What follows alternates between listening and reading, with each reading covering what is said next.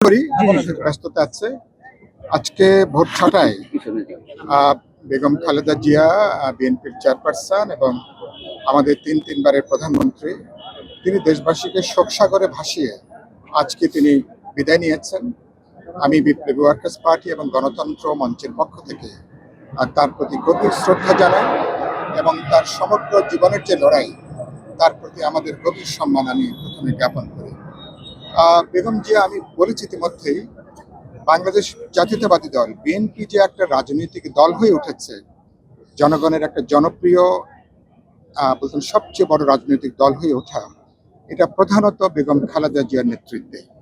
এবং জানেন যে নানা ঝড়ঝাপটা মোকাবেলা করে, রাষ্ট্রীয় দমন নিপীড়ন নির্যাতন মোকাবেলা করে তিনি এরশাদ সামরিক স্বৈরতন্ত্রের বিরুদ্ধে আন্দোলনে যেমন আপসহীন ভূমিকা পালন করেছেন, পরবর্তীকালে বিশেষ করে গত ১৫-১৬ বছরে শেখ হাসিনার ফ্যাসিবাদী দুঃশাসনের মোকাবেলায় তার এই আপসহীন ভূমিকা, এটা গোটা আন্দোলনকে এটা কিন্তু অনুপ্রেরণা এটা জুগিয়েছে। শারীরিকভাবে তিনি হয়তো সবসময় উপস্থিত থাকতে পারেননি, কিন্তু এটা ছিল লক্ষ লক্ষ মানুষ, কোটি কোটি মানুষ যারা গণতন্ত্রের জন্য রাজপথে ছিলেন, ভোটে অধিকারের জন্য, গণতন্ত্রের উত্তরণের জন্য। তাদের কাছে তিনি একটা আইকনিক চরিত্র হিসাবে বেগম জিয়া তার ঐতিহাসিক ভূমিকা তিনি পালন করেছেন। আজকে তিনি যে সময় বিদায় নিলেন, এ সময় আমাদের জন্য খুবই গুরুত্বপূর্ণ। বাংলাদেশ একটা গণতান্ত্রিক উত্তরণের একেবারে মুখে দাঁড়িয়ে আছে। এরকম একটা উত্তরণকালীন সময়ে তাকে হারানোটা, এটা আমাদের জন্য এটা একটা অপূরণীয় একটা ক্ষতি।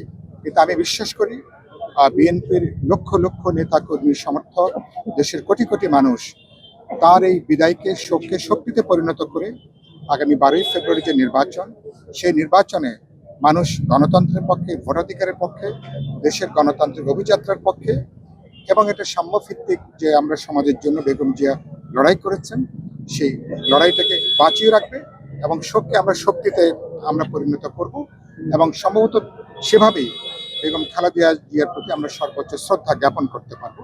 আরেকটা বাক্য বলে শেষ করব। তিনি ব্যক্তিগতভাবে অনেক নির্যাতনের শিকার হয়েছে, নিপীড়নের শিকার হয়েছেন। আপনারা জানেন যে তাকে হয়রানিমূলক মিথ্যা মামলা দিয়ে, একটা ফরমাইশি রায় দিয়ে তাকে জেলখানায় পাঠানো হয়েছে, খুবই অমানবিকভাবে জেলখানায় বাস্তবে তাকে অসুস্থ করে তাকে দেওয়া হয়েছে। তার অসুস্থতা তিনি আসলে কিন্তু কাটিয়ে উঠতে পারেননি। কিন্তু তার ব্যক্তিগত আচরণে আমি কখনোই তিনি নিজে ব্যক্তিগতভাবে প্রতিহিংসার শিকার হলেও কিন্তু তার মাঝে আমি কোনো ধরনের প্রতিশোধাত্মক কোনো মনোভাব আমি কখনোই লক্ষ্য করিনি। এটাই বলতে পারেন তাকে অনন্য উচ্চতায় তাকে আজকে নিয়ে গেছে। এবং তিনি কেবল বিএনপি নয়, জনগণের একজন অভিভাবক তুল্য ব্যক্তিত্ব হিসেবে, রাজনৈতিক নেতৃত্ব হিসেবে ইতিহাসে তিনি একটা গুরুত্বপূর্ণ জায়গা তিনি করে নিয়েছেন। দশকের পর দশক যারা গণতন্ত্রের জন্য লড়াই করবে, ফ্যাসিবাদ বিরোধী সংগ্রামে যারা থাকবেন, তাদের কাছেও কিন্তু বেগম জিয়া একটা উৎসাহের একটা বড় অনুপ্রেরণার উৎস হিসেবে উনি থাকবেন। আমি তার প্রতি আরেকবার গভীর শ্রদ্ধা এবং সম্মান জানিয়ে আমি আমার বক্তব্য এখানে